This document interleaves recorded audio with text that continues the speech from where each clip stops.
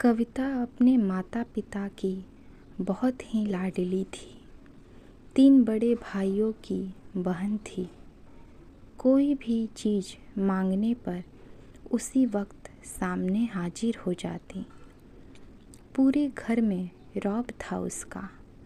पूरे परिवार और नौकरों पर राजकुमारी की तरह हुक्म चलाती थी कविता। सभी को उससे बड़ा ही लगाव रहता था। स्कूल में भी पूरा रौब था उसका। बड़े घर की लाडली जो थी वह। ऐसे ही उसने कॉलेज में दाखिला लिया। उसके ठाट बाट, बड़ी गाड़ी में आना जाना, हर दिन नया फैशन देखकर हर कोई उससे दोस्ती करना चाहता था। थोड़े ही दिनों में उसके बहुत से दोस्त बन गए। पूरे कॉलेज में उसकी अपनी ही एक पहचान थी। इन दिनों उसके घर एक रिश्ता आया। खानदानी लोग थे और पापा की पुरानी जान पहचान थी उसके साथ। कविता के साथ कोई ज़बरदस्ती नहीं था, पर कविता ने फिर भी हाँ कर दी, क्योंकि वह अपने परिवार से बहुत प्यार करती थी। वह जानती थी कि वह लोग बहुत अच्छे ही सोचेंगे। वे अपने परिवार पर हद से ज़्यादा भरोसा भी करती थी। लड़के का नाम राज था। राज काफ़ी पढ़ा लिखा और समझदार लड़का था। ससुराल वाले भी बहुत अच्छे थे। ससुराल में कविता की जगह वैसे ही थी जैसे कि मायके में। कोई भी कार्य कविता की सलाह के बिना नहीं होता था। सबकी लाडली बहू बन गई थी वह। फिर उसके घर एक बेटे का जन्म हुआ। राहुल कविता को जान से प्यारा था। पोता पाकर ससुराल वाले तो फूले नहीं समाते थे। कविता कभी कभी सोचती कि उसकी किस्मत कितनी अच्छी है। उसका हर अपना उसे कितना प्यार करता है। चाहे जीवन में कैसा भी समय आए, मेरे अपने हमेशा मेरे साथ हैं। मैं कभी अकेली नहीं हो सकती। भगवान ने हमारे नसीब को सजोकर हमें यहाँ भेजा है। कितनी खुशकिस्मत हूँ मैं। पर शायद कविता की खुशियों को उसकी अपनी ही नज़र लग गई थी। एक दिन वह मायके जाने की जिद कर बैठी।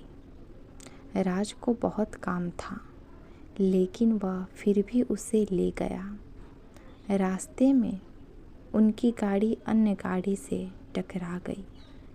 कविता, राज और राहुल बहुत बुरी तरीके से जख्मी हो गए। काफ़ी दिनों के इलाज के बाद राज और राहुल तो ठीक हो गए, लेकिन कविता पूरी तरह ठीक ना हो सकी। सर पर चोट लगने के कारण वह अपनी आँखों की रोशनी खो बैठी। अब कविता की किस्मत जैसे उल्टे पांव चलने लगी।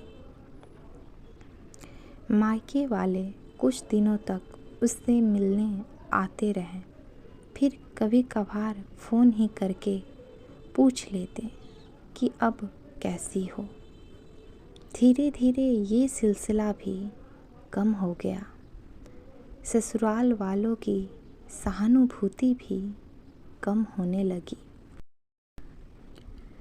घर में किसी को पास बैठने के लिए कहती तो जवाब मिलता, बहुत काम है, अब तुम भी हाथ नहीं बटा सकती।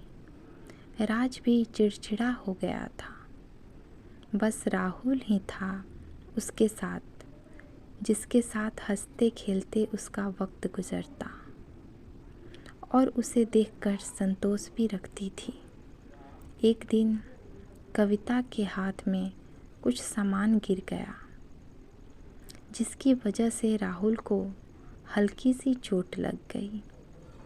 कविता के सास ससुर ने राहुल को उससे अलग कर दिया कि कहीं उसने ना देखने की वजह से बच्चे का कोई नुकसान ना हो जाए। कविता अंदर से टूट चुकी थी। एक दिन उसने सबके सामने मायके जाने की इच्छा रखी तो राज उसे तुरंत मायके छोड़ आया, जैसे कि वह भी यही चाहता था। लेकिन राहुल को उसके साथ नहीं भेजा गया। कविता कभी राहुल से दूर नहीं रही थी, पर अपनी कमी के कारण उसने ज़्यादा बहस नहीं की। कविता को लगा कि वह 3-4 दिन वहाँ रहेगी तो थोड़ा हवा पानी बदल जाएगा, क्योंकि वह कितने दिनों से कहीं भी बाहर नहीं गई थी। घर वाले भी इतने दिनों बाद उसे देखकर कितने खुश होंगे। कविता के घर पहुँचने पर सब लोग बहुत खुश थे। खाने में सब कुछ कविता की पसंद का ही बना था।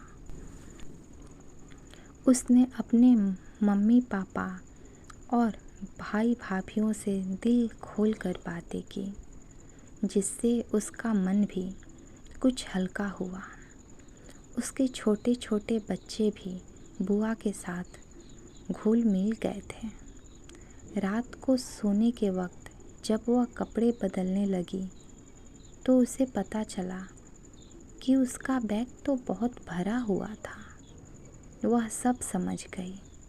वो बहुत उदास हो गई। कुछ दिनों तक तो सब ठीक रहा, फिर जैसे सब बदलने लगा, सबका व्यवहार बदल रहा था। वह लोग जैसे थक चुके थे उससे। सब लोग घुमा फिरा कर पूछने लगे कि राज कब आ रहा है उसे ले जाने। वह बहाना बना देती, जबकि वह जानती थी कि उस घर में अब उसके लिए कोई जगह नहीं। कविता से चलते वक्त कुछ ना कुछ नुकसान हो जाता। थोड़ी बहुत टोका टाकी उसे सुनाई देती, वह टाल देती। एक दिन उसके हाथ से लगकर एक कीमती फूलदान टूट गया। छोटी भाभी ने बहुत हंगामा मचाया। कविता के माता पिता रोज रोज के झमेलों से तंग आ गए थे। उन्होंने राज को खुद से फ़ोन कर दिया। राज कविता को अपने घर ले गया। कविता को अपने परिवार वालों से ये उम्मीद ना थी।